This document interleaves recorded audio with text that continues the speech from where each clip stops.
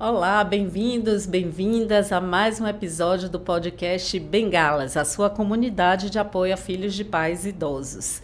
E hoje nós estamos com o tema da nutrição.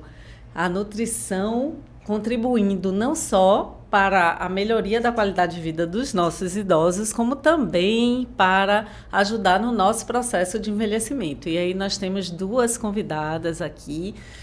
Hoje, na verdade, a gente tem geralmente é um membro da comunidade e mais um convidado, só que hoje a gente tem um membro da comunidade que é convidado, ou melhor, convidada, que é Laura Mascarinhas, faz parte do nosso Bengalas e é nutricionista e é uma pessoa que me inspira muito no que tange a autocuidado, qualidade de vida, estilo de vida. E nós temos também Júlia Canto, que foi indicada por doutora Liliana, a geriatra do primeiro episódio do Bengalas, que fez o maior sucesso aqui. Elas são parceiras nesse trabalho de cuidado com os idosos.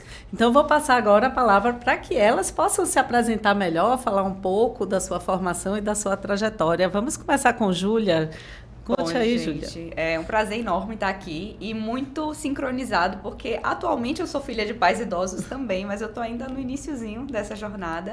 Então, eu sou nutricionista, trabalho com a doutora Lilian e eu sou especializada nessa área de envelhecimento, né? Trabalho na área clínica, domiciliar, fiz mestrado e estou no doutorado também nessa área, então virou assim uma paixão grande trabalhar com envelhecimento, que virou também uma grande demanda da nutrição, porque a população está envelhecendo, né? Não tem como desenvelhecer, então eu sou completamente apaixonada por esse público. Ontem saiu uma matéria dizendo que de cada 5 brasileiros, ou um é idoso ou um mora com idoso. Sim. Então, realmente, a gente está aí caminhando para esse processo de inversão da pirâmide. Sim. Então, é pertinente mesmo que você cuide disso. Que bom que tem gente que cuida disso. Com certeza. Laura, e você? Conta aí pra gente. Eu sou Laura Mascarinhas, eu tenho 48 anos, sou engenheira civil há mais de 25, sou empresária da construção civil e agora, no meu processo de envelhecimento, eu também sou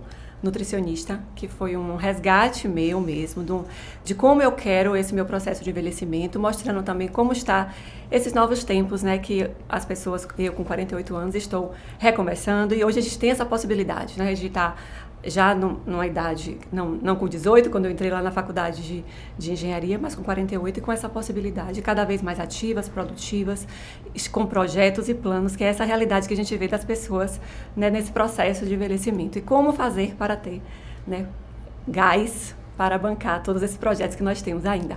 Além disso, eu sou mãe de Beatriz e Sofia, sou esposa de Eduardo e também sou filha de pais idosos. Pois é, então vamos falar aqui com o coração e ao mesmo tempo com a técnica, né? Júlia, conta aí um pouco pra gente, né? Quais são os maiores desafios da alimentação do idoso e que cuidados os filhos devem ter para assegurar essa boa alimentação dos idosos? No envelhecimento, né, frequentemente a gente tem muitas doenças associadas, então isso por si só já é um grande desafio. Mas eu acho que a gente pode assim, classificar em dois opostos, que seriam os idosos com desnutrição ou com risco de desnutrição e os idosos com obesidade, que antes não era algo tão evidente, mas que hoje a gente sabe que é um problema gigantesco. E todos eles, né, esses dois grupos vão ter cuidados muito diferentes.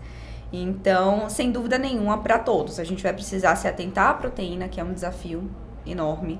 A quantidade de água, quem é filho de pai idoso sabe, a dificuldade que é fazer o idoso beber água.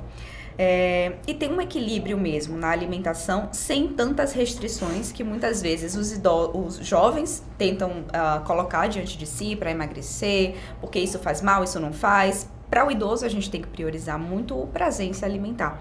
E às vezes até para o idoso é meio complicado colocar isso na cabeça dele, porque por conta própria fez muitas restrições na vida toda e, enfim, tem muito esse conceito do certo e errado, do alimento bom e do alimento ruim na cabeça. E, na verdade, no envelhecimento a gente tem que ter um equilíbrio entre o que é mais adequado para aquele idoso e o que é prazeroso também, especialmente mais para o fim da vida. Essa é uma discussão que acontece no Bengalas em diversos aspectos, né?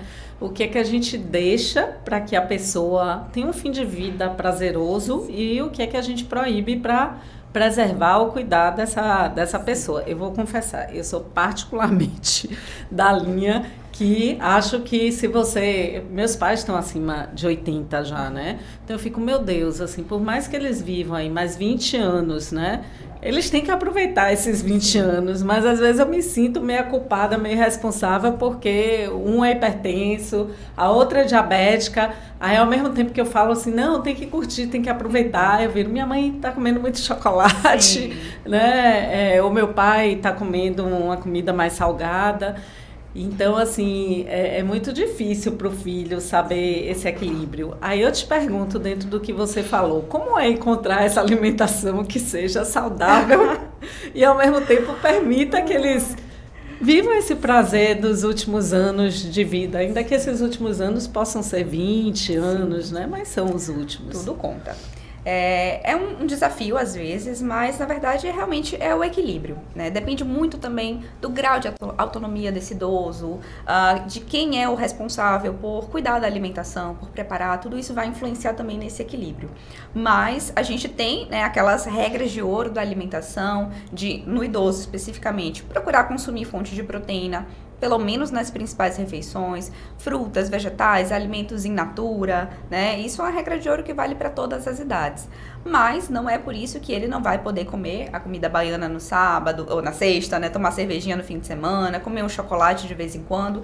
Então, o que vale para o adulto, para a pessoa mais jovem, também acaba valendo para o idoso, né? Só que, mesmo com diversas comorbidades, como é o caso de muitos idosos, ainda assim a gente pode, às vezes, a depender da gravidade, enfim, do estado desse idoso, tirar um pouquinho o pé do acelerador nessas restrições, né? Não no cuidado em si, mas nessas proibições. E pensar muito também no prazer em se alimentar. Então, são estratégias que a gente vai organizando sempre muito individual. Cada um é uma pessoa, tem uma alimentação. Diga lá. Eu acho importante também a gente envolvê-los nesse processo, porque é uma coisa que eu também penso muito sobre essa questão de estar tirando a autonomia deles, né? Nas escolhas e até na preparação, principalmente no caso das mulheres, né? Porque, em geral, as mulheres da geração dos nossos pais cozinham, né? Algumas não gostam, outras gostam bastante. E nós, por proteção, começamos a colocar pessoas para fazer e não permitir, porque antes, mesmo tendo uma pessoa para fazer, elas se envolviam muito nisso. E agora, por proteção, por não querer a faca, o fogo, não quer deixar que elas participem desse processo. E eu acho muito importante a gente permitir isso, né? Principalmente quando vai receber, quando tem um almoço de domingo para os filhos, que elas escolham qual vai ser o cardápio e que elas possam participar também da preparação para isso, para dar essa autonomia e mostrar que elas também fazem parte do processo. E, de fato, encontrar esse equilíbrio é bem difícil, né? Meu pai tem 93 anos. E eu também sou da sua linha, Marta, que né, tem que aproveitar, né? Se ele está com vontade de tomar uma Coca-Cola, vai tomar, né? Até ele não tem nenhuma comorbidade, né? Então ele está bem assim. Mas mesmo assim a gente tem os cuidados para poder, mas eu acho que tem que permitir, né? Minha mãe tem 80, ele tem 93, ela está super bem, ele já está com alguns problemas, tanto cognitivos como de mobilidade. Mas eu acho que o desafio, de fato, é encontrar esse equilíbrio. E tem uma questão também que você trouxe com relação a obesos, e muitas vezes tem obesos desnutridos também. Sim, com certeza. Né? Porque a obesidade vem de uma alimentação pobre, nutricionalmente falando. Então, é um desafio talvez maior da gente conseguir controlar esse peso e nutrir esse paciente também. Exatamente. A obesidade, ela não deixa de ser uma desnutrição também. Porque frequentemente ela está associada a carências de uma série de nutrientes, especialmente no idoso. A gente olha o idoso assim, que tem um pouquinho mais de corpo e a gente elimina a desnutrição da cabeça. Mas não. Quando a gente vai olhar por dentro, a massa muscular está completamente comprometida, a funcionalidade, a autonomia, isso impacta demais, né, a qualidade de vida do idoso. Então, pensando, né, nesse equilíbrio que a gente está falando, acho que alguns pontos são muito importantes de a gente, principalmente nós nutricionistas, considerarmos quando a gente vai fazer, né, esse planejamento para o idoso. que é justamente o grau de comorbidade, como ativas estão essas doenças, né? Se essas doenças elas estão precisando no momento de um controle mais agudo, de uma restrição ali momentânea, ou se está tudo muito mais estabilizado.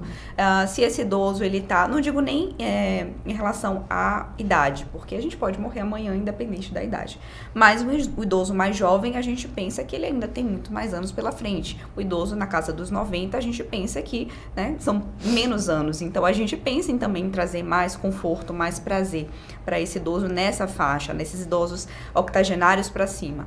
Então, são esses pontos bem individuais que a gente sempre vai trabalhando na alimentação.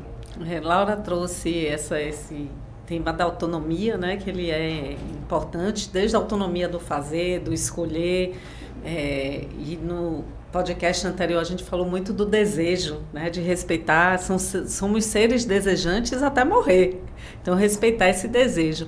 Mas me remeteu, Laura, também a uma outra coisa, que a gente tem uma cultura de principalmente os idosos, da socialização e do prazer e da família em torno da mesa, né?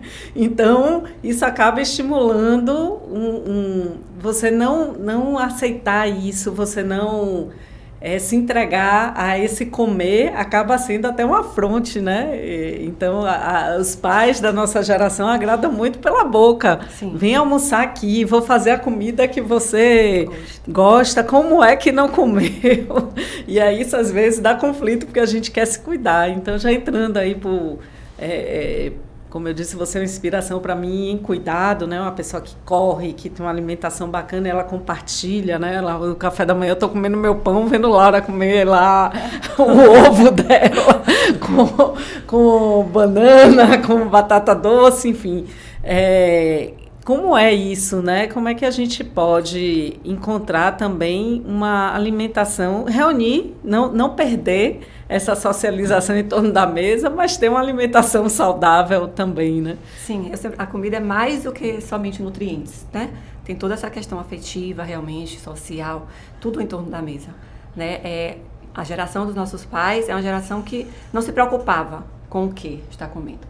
Não se preocupava também em fazer atividade física, não se preocupava em cuidar da saúde mental, né? Então tem uma série de coisas aí que a gente já está na frente. Eu acho que é os cuidados que a gente já vem tendo esses cuidados para quando chegar a nossa hora do envelhecimento, eu acho que vai ser mais tranquilo, espero. Mas é difícil, de fato, né? Eu tenho pacientes, por exemplo, que ela fala assim, quando eu vou para casa dos meus pais eu não consigo manter a dieta. Né, porque aí eles fazem tudo que eu gosto, e se eu não como tudo, eles reclamam, se eu falo que eu não quero, ele acha ruim. De fato, né, fica parecendo até uma falta de educação, né? Você vai na casa da sua avó, faz um bolinho, e você fala, não vou, que eu não estou comendo açúcar, não. É encontrar exatamente esse equilíbrio. Quando eu falo sempre assim, para ter exceção tem que ter regra. Então, se no dia a dia a sua alimentação é boa, como você me falou, a minha alimentação é super direitinha, é regrada durante a semana. Não é que no final de semana eu desregre totalmente. Não, mas se tiver, vou ter um aniversário, vou almoçar na casa dos meus pais, da minha sogra, vai ter alguma situação, eu vou ser mais flexível naquele momento, mas na refeição seguinte volta tudo normal. Né? Às vezes o paciente fala assim, Laura, botei tudo a perder. Não, se faz de doida, na próxima refeição tudo volta ao normal.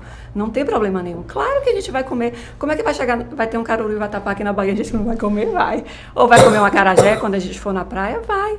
Mas assim, eu não preciso comer todo o acarajé. Não preciso, se eu estiver na praia vários dias, eu não preciso comer acarajé todos os dias.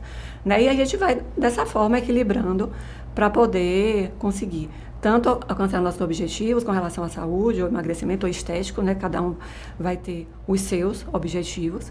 E também socializar, porque a gente sabe. E outra coisa que eu falo também muito importante é tirar muito o foco da comida. Por mais que a comida esteja ali, a gente está conversando, tem comida aqui, a gente vai beliscando, mas vamos focar em outras coisas, na música, no papo, né? E a comida vai ser ali um coadjuvante. Sair de casa também alimentada é uma dica. Né? Muitas vezes as pessoas acham assim que, se eu me alimentar em casa, eu vou me alimentar em casa e lá. Vai, lá a gente também vai comer, só que lá a gente vai fazer melhores escolhas.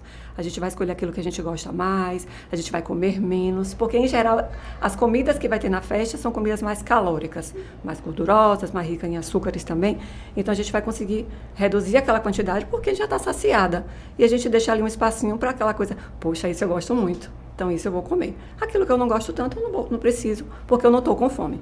Quando você vai com fome, tudo que passar, você pega. Às vezes, até uma coisa que você não gosta tanto, você vai comer simplesmente porque está com fome. Então, é ter esses cuidados. Uma coisa que me ocorreu aqui nos encontros, que nós temos encontros todas as terças da comunidade Bengalas. E, ultimamente, a gente tem pensado assim, o que fazer para tornar esses encontros com os pais idosos mais prazerosos. Me ocorreu aqui uma ideia, não sei se faz sentido para vocês, mas, por exemplo, já que a nossa geração se cuida mais, né, e eu fico vendo os seus preparos, isso pode ser um projeto legal para fazer com os pais, né? Chama aqui, minha mãe, vem aqui aprender a fazer um bolo de banana sem glúten, né? Vem aqui aprender a fazer um brigadeiro fitness e não impor, assim, o seu faz mal e o meu é o bom, mas assim, de reunir para criar um projeto, um momento agradável, onde você está influenciando positivamente, mas ao mesmo tempo, né, também está fazendo algo prazeroso e algo bacana para eles.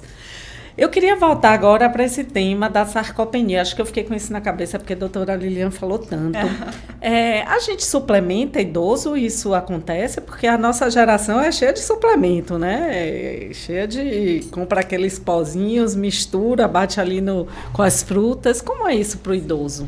Sem dúvida, a gente pode lançar mão dos suplementos, eles podem ser uma mão na roda muitas vezes. Às vezes, alguns idosos ainda ficam meio...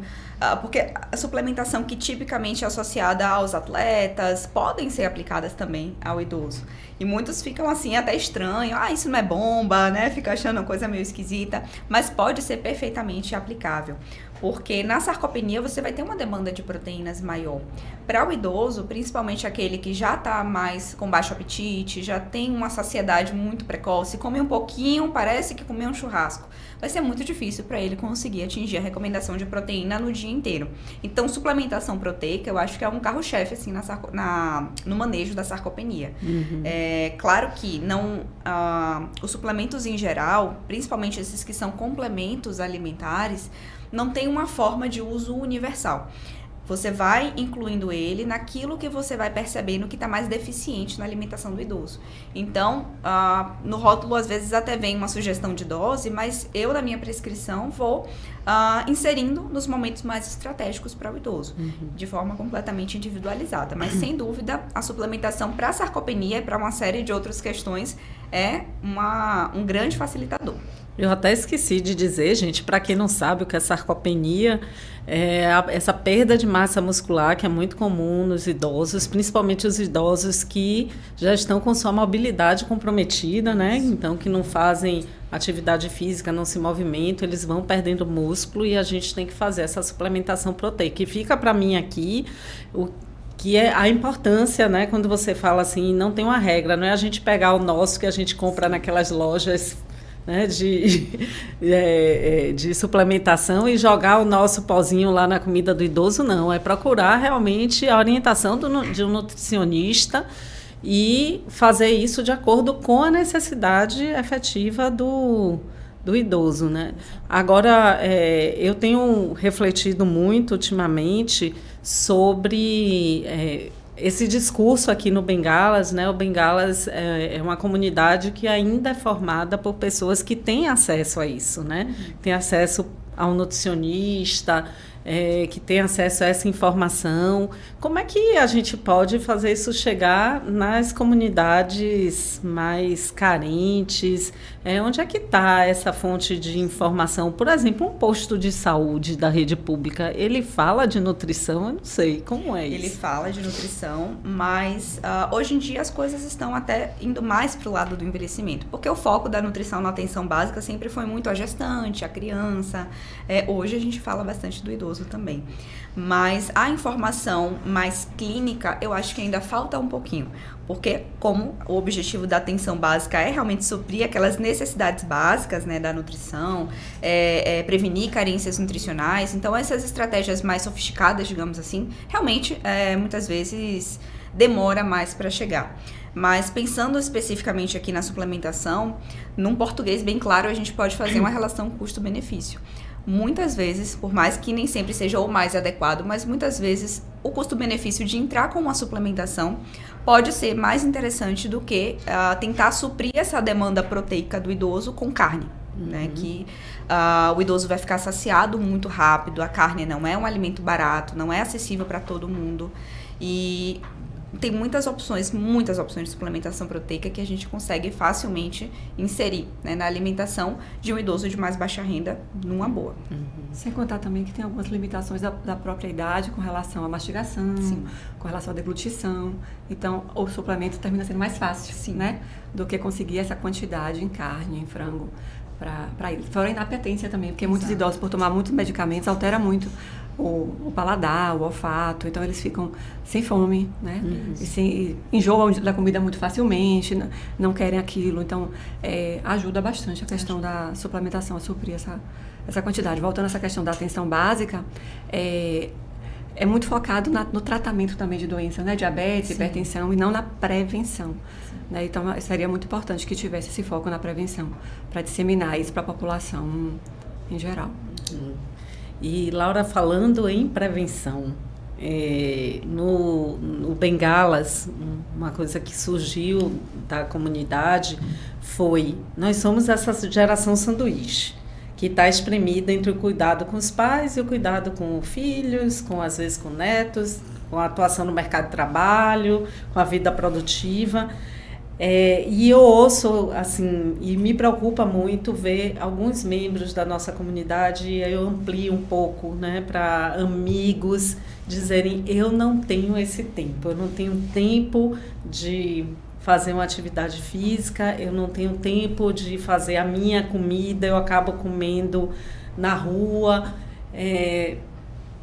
O que a gente pode fazer? Qual é o segredo para a gente orientar essas pessoas para um melhor envelhecimento? Porque a gente hoje está tão sufocado, eu me preocupo assim, nós estamos tão sufocados e cuidando do envelhecimento dos nossos pais, que a gente não está cuidando do nosso. E aí, né? Tudo bem, se fala, essa geração está cuidando mais, está se preparando mais.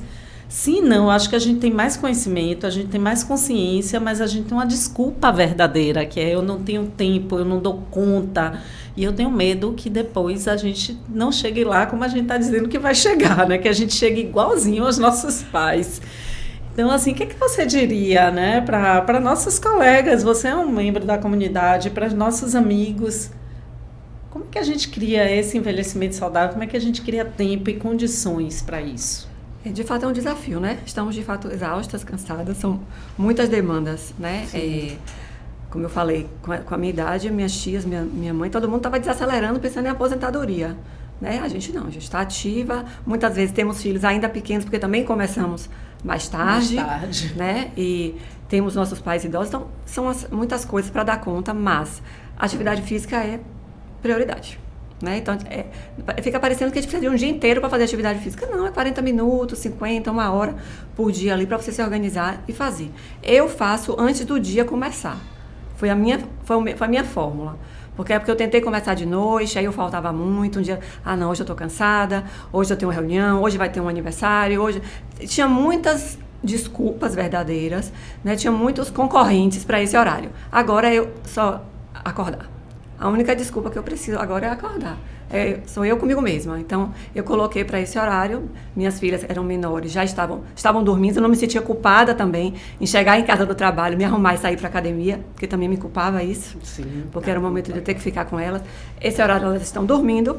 Então, eu acordo e vou. Quando eu volto, é que eu vou acordar. Agora a pequena, que a mais velha já foi. Eu vou acordar para poder começar o dia. Então, esse é o meu segredo, mas cada um tem que encontrar a sua fórmula nisso aí. Mas é muito importante. Essa questão da sarcopenia, além do aporte proteico, precisa também do estímulo da atividade de força.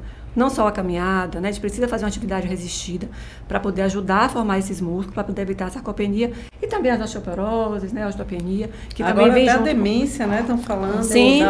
da força das pernas na relação com a demência. O exercício, ele causa uma modificação no cérebro impressionante. Na verdade, assim, quando a gente vai para a literatura científica, eu digo que o exercício exercício traz até o amor de volta em 3 dias, porque melhora tudo, é impressionante. E para sarcopenia é assim o carro-chefe, é o exercício físico e em conjunto, né, a alimentação. E desde a juventude, né? Quanto mais massa muscular e força a gente consegue construir desde a juventude, melhor a gente vai envelhecer. Tanto está associado com um tempo de vida realmente, né, mais prolongado, mas principalmente com a velhice com autonomia, né? Então, assim, é imprescindível. A gente tem mesmo que fazer o nosso tempo pensando nisso, porque senão é o melhor remédio que tem, né? Senão a conta chega, infelizmente. E com relação à alimentação, precisa realmente ter uma organização, né? Porque se você chega em casa de noite cansado e não tem nada ali, ou preparado, ou bem adiantado para você só finalizar, você vai pedir um iFood, ou vai comer o que tiver na geladeira, ou às vezes não vai. Outro dia eu atendi uma senhora, meu público não é idoso, eu atendo mulheres nesse processo de envelhecimento, para ter um envelhecimento saudável é meu foco, mas chegou uma avó de uma paciente e ela falando que de noite ela mora só, e de noite ela come biscoito com café com leite. Por quê? Porque ela não tem a disposição de fazer a comida só para ela, né? Então precisa aí talvez do apoio de alguém, dos filhos, para deixar umas coisas preparadas, para ela não ter essa sensação de precisar preparar o meu jantar, não quero, vou ali abrir um pacote de biscoito maisena e tomar com café com leite, porque isso aí não vai nutri-lo. Então a gente precisa realmente deixar isso preparado para facilitar a nossa vida, para a gente conseguir dar conta no meio de todas as nossas demandas. Precisamos também cuidar muito do nosso sono, porque a gente é uma geração que foi pregado de dormir pouco, de produzir muito, trabalha enquanto eles dormem, mas, gente, isso é a maior balela que existe e o maior erro. Então, a gente precisa dormir para trabalhar bem, é o contrário, né? Não ficar acordado para trabalhar. A gente precisa ter esse momento, durante o sono acontece ali funções importantíssimas na nossa fisiologia, para recuperação, regeneração de células. Inclusive para o emagrecimento, né? Eu ouvi dizer Sim, que quem sim. dorme pouco tem mais dificuldade de emagrecer. Sim, interfere nos hormônios da fome, da saciedade. Então, dormir é fundamental, a gente precisa dormir. E controlar o tal estresse, né, que parece que virou, né, lugar comum, todo mundo vive estressado, também influencia muito nesse processo. Então, aí temos esses desafios aí, alimentação, atividade física, controle do estresse, qualidade do sono, hidratação também, porque a gente não bebe água.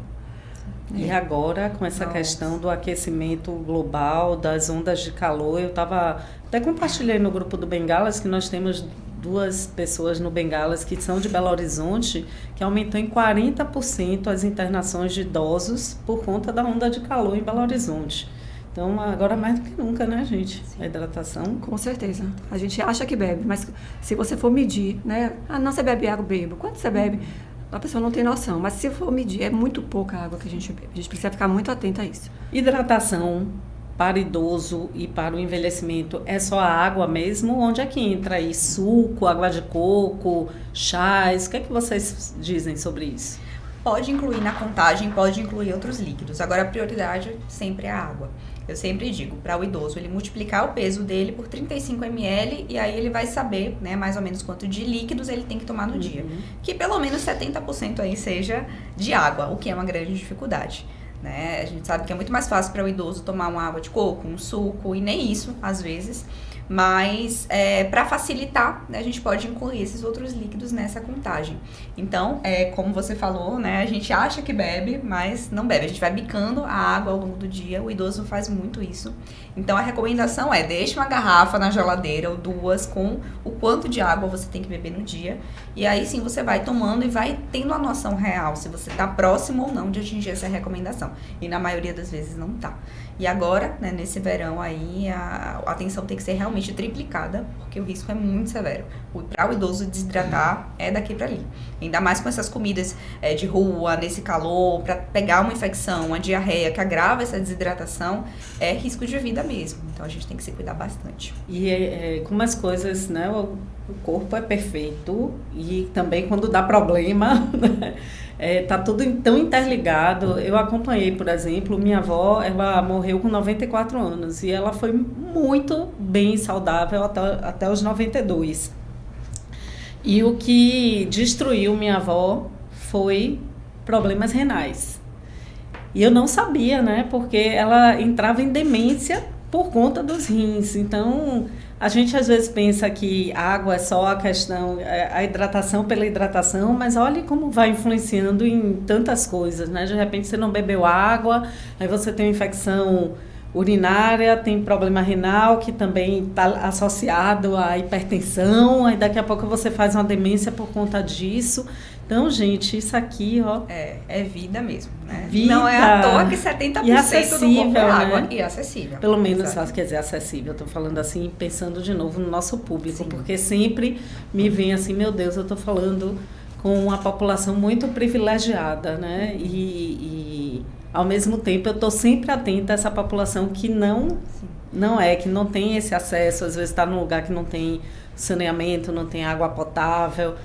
Mas, enfim, né? Isso é importante. Como é que a gente assegura isso aqui para todos? Exatamente, né? O básico do básico está faltando, então realmente a situação é bem complicada. A gente tem que prestar atenção nisso também, né? Nessa heterogeneidade que é o envelhecimento, tanto de processo fisiológico mesmo, mas de condição social também. A gente não pode achar que está todo mundo no mesmo barco, que infelizmente não está. Meninas, mito ou verdade? Tem um problema assim, né? Tô imitando. Alimentação saudável é cara? De jeito nenhum. Porque a gente escuta, né? Eu comer bem, comer orgânico, comer fitness é muito caro. Mas e o arroz com feijão? Conta aí pra gente, né? Pois é, a gente tem o mundo ideal, mas a gente tem o mundo real. E o mundo real tá bom demais, né? Às vezes, o que a gente vê, não só no idoso, mas todo mundo, é evitar, deixar de fazer o que é certo, o que vai dar certo, porque não vai fazer o perfeito. Então, se eu não posso comer orgânico, então não vou comer esses vegetais aqui cheios de agrotóxico. Mas é muito melhor comer o vegetal mesmo, que tem agrotóxico, do que não comer. Do que comer a batata frita, o hambúrguer Exatamente. Do fast food. Exatamente. Então, arroz com feijão não tem erro. Né? Inclusive, riquíssimo em proteínas. Essa combinação dos dois é fantástica para o idoso. Principalmente para aquele que não come muita carne. E ficou muito associada essa questão de alimentação saudável a esses produtos especializados. Isso. Né? Então, não é isso que é comer saudável. Né? Eu falo sempre comida de verdade. Né? Está se usando muito esse termo, que são os vegetais, frutas, legumes, folhosos, carnes, ovos, leite. Isso que é a alimentação que a gente compra na feira, no açougue, na peixaria e não no supermercado. Né? Aquela máxima. E que é muito mais barato do que o hambúrguer, exatamente, né? Impressionante. Exatamente. Você vai fazer uma feirinha de frutas e verduras, não que esteja barato, né? Mas assim, o que você paga no hambúrguer, você faz uma boa feirinha. Sim, exatamente. Sim. Um hambúrguer hoje é R$40. Sim. Se for um hambúrguer gourmet, 60, 70, né? Que feirinha você faz com isso? Pois é. E comida fácil também, né? Voltando para essa questão de como dar conta no meio das demandas. É simples, não é receitinha, não é muitos ingredientes. Não, é comida simples. Vegetais e carnes. Feijão, arroz, funciona, né? Eu acho que às vezes alguns profissionais discriminam, né? O feijão com arroz, mas é uma fórmula que funciona assim. Exatamente. Né? O que é que não pode ter? O que é perigoso? Difícil dizer o que é que não pode ter, porque são poucas as coisas que não pode ter, né? Tem aqueles alimentos padrão, né? A salsicha, o refrigerante, mas se o idoso fizer muita questão, até isso a gente consegue né, inserir, né? Vai fazer diferença para ele. Às vezes aumenta a adesão dele à sua estratégia nutricional completa. Se você insere um outro alimento que não é saudável, mas que ele gosta muito, ele sabe que vai ter aquilo ali, então é mais fácil dele seguir todo o restante. Então é aquele velho equilíbrio, né, que a gente falou no começo. O importante é o que você faz na maior parte do tempo, né? Esses ultraprocessados, né, que ela citou, os refrigerantes, sucos de caixa, os embutidos, salsicha de hot dog, isso aí não é bem-vindo, mas pode entrar de vez em quando.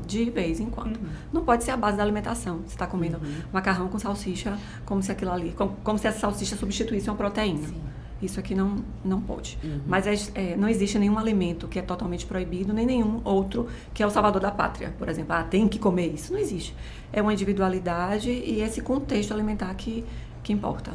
Isso. E por falar nisso, essa questão do alimento salvador da pátria, a gente vê muitos idosos caindo nessas pegadinhas de corrente de WhatsApp, do suco novo que vai fazer... Nossa. Isso é desesperador. Alguns são até inofensivos. O problema é quando tem aquelas misturas, principalmente de chás, Sim. que podem causar um risco para o idoso. O idoso, ele não tem a mesma estrutura orgânica de uma pessoa mais jovem. Então, tudo nele vai responder para além, né? O corpo é muito mais sensível, mais fragilizado, não no sentido de que o idoso é frágil, mas no sentido de que o organismo, ele tem mais dificuldade de responder ao estresse. Então, qualquer situação, assim, qualquer chazinho desse, laxante, que é uma coisa, assim, que idosos usam muito, toda a vida utilizaram, que circula livremente na internet, no WhatsApp, essas informações. Isso precisa ser, acho que, o maior ponto, assim, de intervenção do nutricionista, de educação nutricional, para prevenir que eles caiam nessas pegadinhas que podem colocar a vida deles em risco. É potencializar a desidratação, né? Exatamente. Porque tem uma questão do idoso forte é a constipação, né? Exatamente. Então, muitas vezes eles são constipados, vê essas receitas aí de chás laxantes e acha que pode usar de forma... Chá é natural, pode, é liberado. Exato. Eu tô rindo aqui, Laura, porque rolou no grupo recentemente casos de constipação, né? Sim. E todo mundo teve uma receitinha, até eu tô morrendo de vergonha agora de vocês, porque até eu tive minha receitinha, né? E a gente acha que está fazendo bem, pode estar fazendo mal, né? Nossa, vocês falaram agora, eu fiquei até sem graça. Mas você falou sobre a fibra, Sim, né? Aporte de sim. fibra. O segredo é fibra e água. Fibra e Verdade, água. E vegetal. movimento, né? E movimento, porque é um grande causador, né? Porque eles ficam muito, às vezes, acamados e tal, não se movimentam, isso interfere bastante no sistema digestório. O que acontece também, que agora é mais um alerta para a futura nova, né, geração de idosos que vai chegar, é que o uso de laxantes, medicações laxantes, sempre foram muito popular, né, nas pessoas que tinham constipação a vida toda, e até já foi para emagrecer, né, já teve essa popularidade. Mas o uso crônico de laxante é o que mais está associado à constipação no futuro, porque o intestino, ele só se acostuma a defecar com o estímulo do laxante.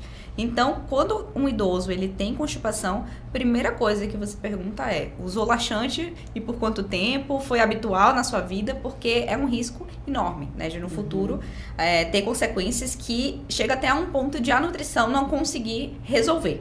Vai amenizar, mas às vezes não resolve. Aí tem que partir para uma medicação também. E aí entra o quê? Um proctologista, o próprio geriatra? O próprio geriatra, né?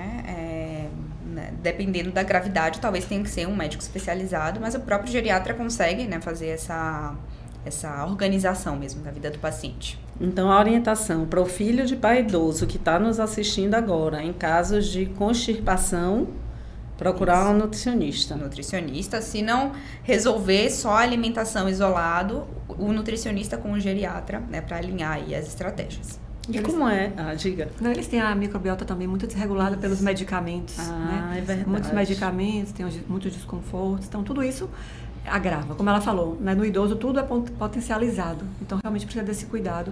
Sempre no idoso vai ter que ser nutricionista junto com o médico, Exato. Porque o cuidado é muito mais refinado que a necessidade do cuidado. Com certeza. Inclusive, tem medicamentos que têm associação com alimentos, né? Absorção de medicamento, interações medicamentosas. Sim.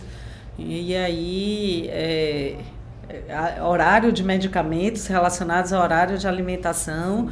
E a gente, às vezes, não olha para isso, né? Fala, não, manda assim, toma no café da manhã. Fala, sim. Mas no café mesmo, junto com o alimento, ou no café você quer dizer que é de manhã? De manhã é no café é de manhã, Sim. Né? Isso tem que ser muito bem orientado, porque tem duas grandes questões com a medicação do idoso. Ou vai prejudicar os movimentos intestinais ou a absorção lá no final do intestino, ou vai interagir mesmo com o nutriente, dificultando que ele seja, né, absorvido. Então, o nutricionista ele também tem que olhar toda a lista de medicação do idoso para identificar ali quais são os medicamentos que podem estar causando alguma deficiência e suplementar. E às vezes, por exemplo, a metformina, o omeprazol, que são tão comuns no idoso, eles podem levar a deficiência de ferro e de vitamina B12. Quando a causa é por essa má absorção, nem sempre vai adiantar tomar o comprimido.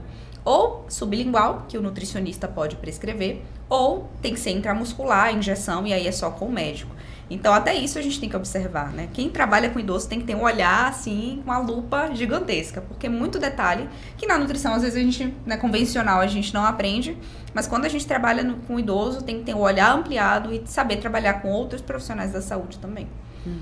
Vocês têm farmacologia, porque eu tive em psicologia, psicofarmacologia. Sim. Vocês têm farmacologia também na formação de nutrição? Sim. Mas bem assim, pelo menos não sou antiga, né? Mas na minha época era uma coisa bem geral mesmo. Não era tão específica para a nutrição. Era mais os mecanismos, sim, né? Os mecanismos dos medicamentos. E falando de interação, eu já tive nutricionista para processo de emagrecimento e falaram de combinação de alimentos. É mito ou verdade esse negócio de combinação de alimentos? E no caso do processo de envelhecimento, tem algum cuidado que a gente tenha que ter em combinação de alimentos? Nesse ponto, assim, o que me vem à cabeça é, por exemplo, para um idoso que é diabético, não é que ele não possa consumir o pão.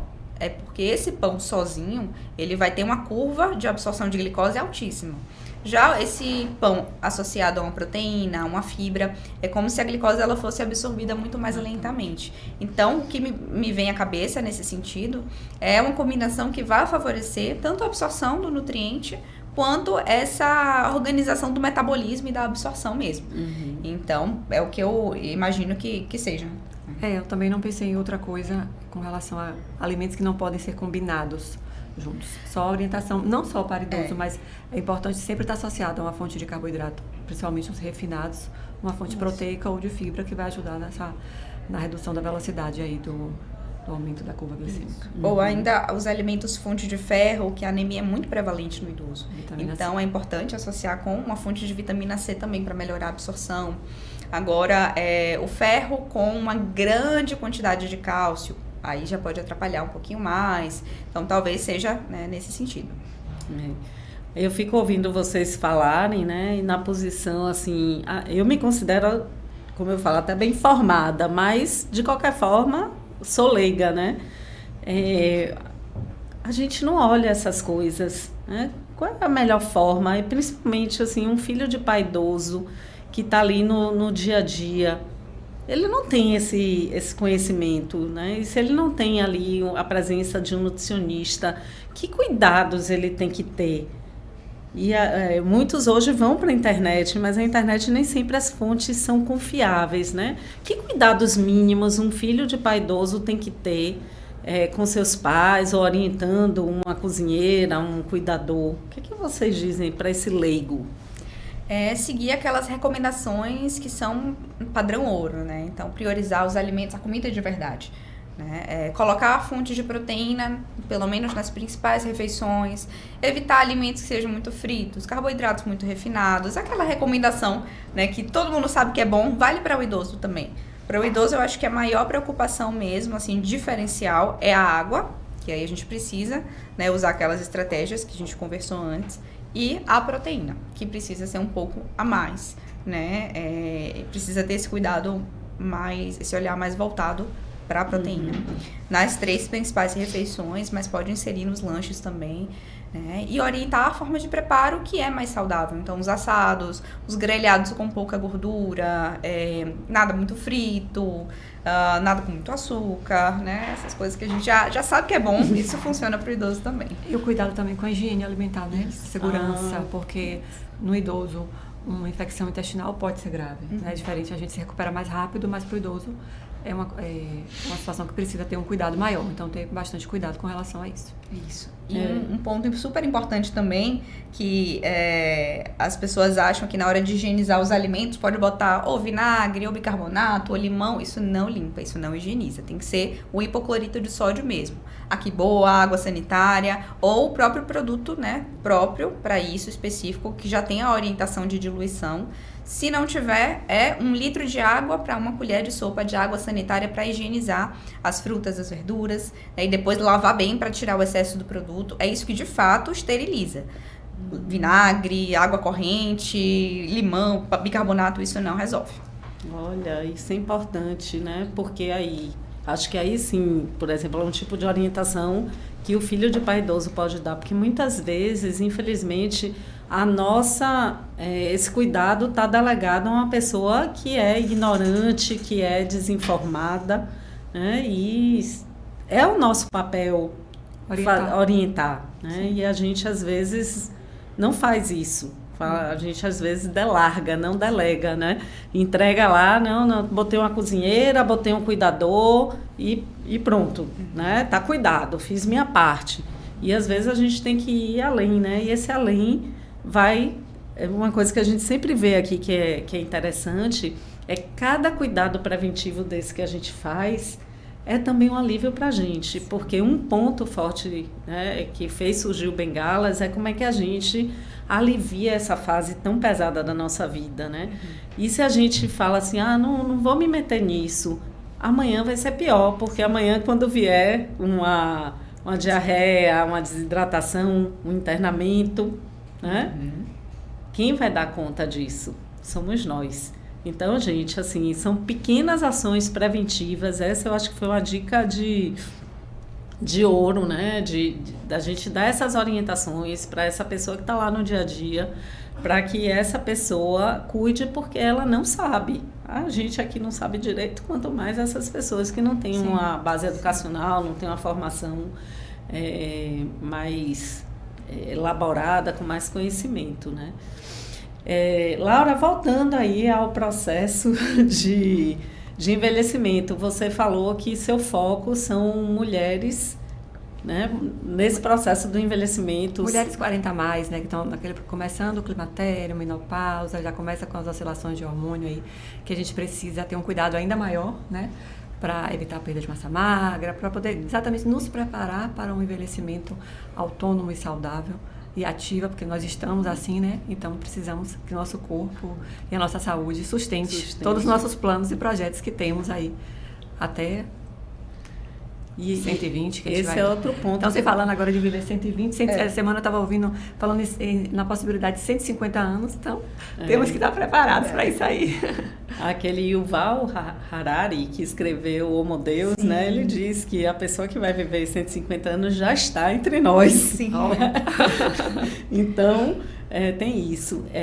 Então, esse público de mulheres é o público do Bengalas, prioritariamente, né? Porque a geração sanduíche está entre 40 e 60 e na nossa comunidade, uma comunidade eminentemente feminina, só temos hoje um membro homem, que foi o nosso convidado do podcast anterior, e justamente essa mulher, além de todo esse cuidado que ela tem que ter com os pais, ela ainda está vivendo o seu próprio processo de envelhecimento, que mexe, né, tanto com as questões de saúde, também com as questões, não vamos mentir, também da estética, da vaidade, e é um momento muito delicado, porque quando vai chegando nos 50, estão entrando no climatério, estão entrando na menopausa. Então, como esse processo para essas mulheres, né? A nutrição, ela se limita somente à alimentação ou tem um acolhimento? Como que funciona isso na prática? Na verdade, a coisa hoje está muito... O acolhimento é muito forte no nosso papel como nutricionista. Apesar do papel do nutricionista é prescrever dietas, né, individualizadas, de acordo com a necessidade, vontade, objetivos de cada um. Mas as pessoas são muito carentes, né? E é muito importante esse acolhimento, sim. Claro que não pode ser confundido com o trabalho de psicólogo. Muitas vezes o trabalho é conjunto, né? Precisamos desse apoio e desse aporte de psicólogo, às vezes de psiquiatra, porque entra às vezes compulsões que precisam também ser tratadas. E a gente precisa ter essa visão que muitas vezes a gente precisa encaminhar para um outro profissional nos ajudar.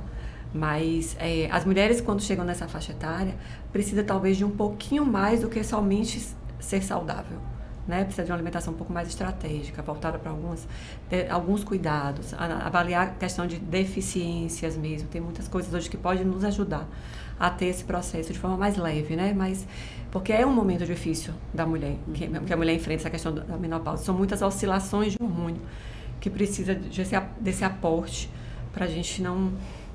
Onde é que a alimentação entra? A alimentação, ela consegue ajudar a equilibrar esse processo hormonal? Consegue ajudar, junto com os nutrientes que a gente vai avaliar as deficiências. Tem muitos compostos bioquímicos, fitoterápicos que podem ajudar também nessa desbalanço aí que acontece nesse período, que não tem fórmula de bolo também, porque o seu processo vai ser um, o meu vai ser outro, quando chegar a vez dela vai ser totalmente diferente. Então, que é um desafio ainda maior, né? Porque cada mulher é de uma forma. Tem mulheres que passam parecendo que não aconteceu nada, e tem outras que... Parece que o mundo está acabando. O mundo está acabando. Fora, e isso com todas as demandas que ela tem, que o mundo não para, né? Então, a gente precisa conseguir conciliar tudo isso aí. E a atividade física também tem um papel muito importante também nesse momento. E a gente precisa entender, a mulher tem muita essa coisa, você pode ver, num grupo que fala de filhos de pais idosos, só tem um homem. Então, essa questão do cuidado fica muito mais para a mulher, né? Então, a mulher tem que entender que para ela cuidar, ela precisa estar bem, né? Aquela máximazinha da máscara do avião, mas que é clichê, mas que é uma realidade. Eu falo que se cuidar é um ato de amor ao próximo. Porque você vai estar bem para cuidar do próximo e você vai dar menos trabalho ao próximo. Então, você precisa ter essa visão também. Porque muitas vezes fica parecendo que é um egoísmo da minha parte. Eu estar cuidando só de mim. Não. Quando eu estou cuidando de mim, eu estou ajudando. Eu vou dar, talvez, menos trabalho para minhas filhas, né? Eu vou estar bem para ajudar os meus pais, o meu marido, as minhas próprias filhas, os meus netos, quando chegarem. Então, a gente precisa ter esse olhar também, né? Que cuidar da gente é amor ao próximo. E a gente vê também, né, muito os filhos de pais idosos com um sofrimento psíquico muito grande por conta não só do processo de envelhecimento, né, mas das demandas.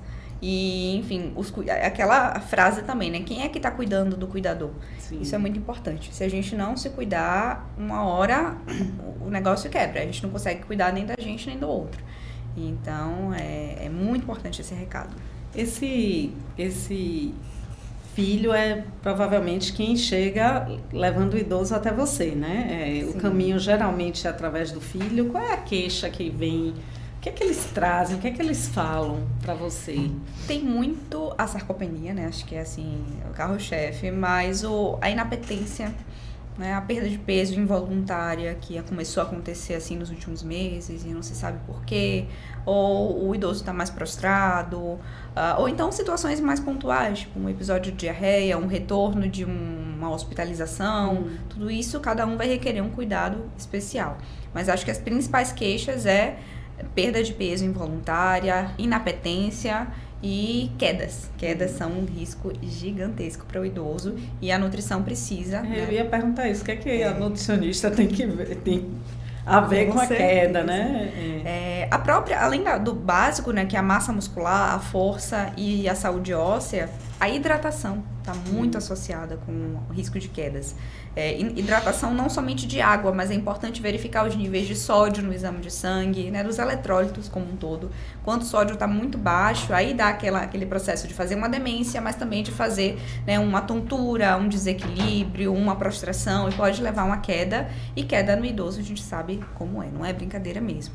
Então, não só na prevenção de uma queda, deixando esse idoso bem preparado do ponto de vista muscular, de hidratação, mas também, após uma queda, fazer essa recuperação acontecer mais facilmente. Então, a nutrição voltada para a cicatrização, uma nutrição voltada para a reabilitação muscular, tem muito que a gente possa fazer nesses casos.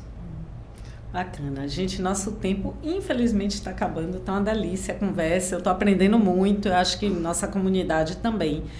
E aí eu queria pedir para fechar, para vocês se despedirem com um recado, um conselho para os filhos de pais idosos, né? No caso de Laura, no cuidado com o envelhecimento e no seu caso, no cuidado com os pais. O que é que vocês deixam de recado para esses filhos de pais idosos? Eu acho que hoje o meu recado é principalmente para os filhos, para se cuidar, né? Se cuidar, e se já não se cuida, ou se está muito jovem e acha que não vai acontecer com você, pense que daqui a uns anos você gostaria de ter começado hoje. Então, se cuide, né? Mulheres, Laura está aqui para auxiliar vocês nesse processo de envelhecimento. E para quem já é idoso também, né? Também precisa desses cuidados. Então, meu recado hoje é para os cuidadores. E se alguém precisar de apoio para os pais idosos, onde é que te acha, Júlia? Tenho o meu contato, né, meu WhatsApp, que é onde eu costumo me comunicar, e tem meu Instagram também, que é Julia Canto Nutti. Então podem me encontrar por lá também, tem várias dicas, várias informações, e podem achar o meu contato, meu WhatsApp por lá. E você, Laura, qual é o recado que você deixa? E seu Meu contato? recado é parecido com o dela, né? Eu ia repetir a minha frase aí, que cuidar de si é um ato de amor ao próximo, né? Sejamos um pouquinho egoístas nesse sentido, mas na verdade estamos sendo altruístas. Precisamos cuidar da gente para poder cuidar do outro e para quando chegar o nosso momento a gente dar menos trabalho aos nossos filhos, estarmos aí bem autônomos, não só dar trabalho, porque às vezes os nossos filhos estão com a vida deles, estão morando em outros locais, em outros países, e a gente não pode estar contando, muitas vezes a gente não tem esse apoio porque não pode, de fato. Então a gente precisa nos preparar para ter um envelhecimento bem, né? Bom, que estejamos autônomos, felizes, com projetos, né? Eu adoro quando vejo uma pessoa idosa ainda com projetos, sinal que, né? Deseja ali, a gente não sabe a finitude, mas a gente tem que estar até o último dia com planos, e isso é muito bom. Então, e seu contato, eu adoro o Instagram de Laura, vivo copiando o café da manhã dela, os pratos do almoço dela. Cuide-se. E meu Instagram é eu.lauramascarenhas, eu tô lá, eu tento me manter ali. Só atende em feira ou atende? Online ou em feira. Mas se chamaram para atender em Salvador, a gente vem também, pertinho. Então pronto. Obrigada, Marta, pelo convite, foi maravilhoso. Foi ótimo. Foi muito bom, né? Pena que acaba rápido. Parece a vocês, né? Dá vontade de ficar o dia todo. Eu que agradeço a presença, Opa! Me empolguei, tá vendo? A presença, a disponibilidade de vocês, e agradeço também a vocês da comunidade Bengalas e a vocês que não são da comunidade Bengalas, mas são nossa comunidade ampliada, estendida, que está aqui com a gente. Nosso propósito é servir a vocês, instrumentalizar vocês, para que vocês fiquem bem e possam ajudar seus pais, suas mães, e possam envelhecer de forma saudável, e vamos viver muito, se Deus quiser. Quero ser essa pessoa de 150 anos, se for com qualidade de vida. Sim. Então, até o próximo podcast Bengalas.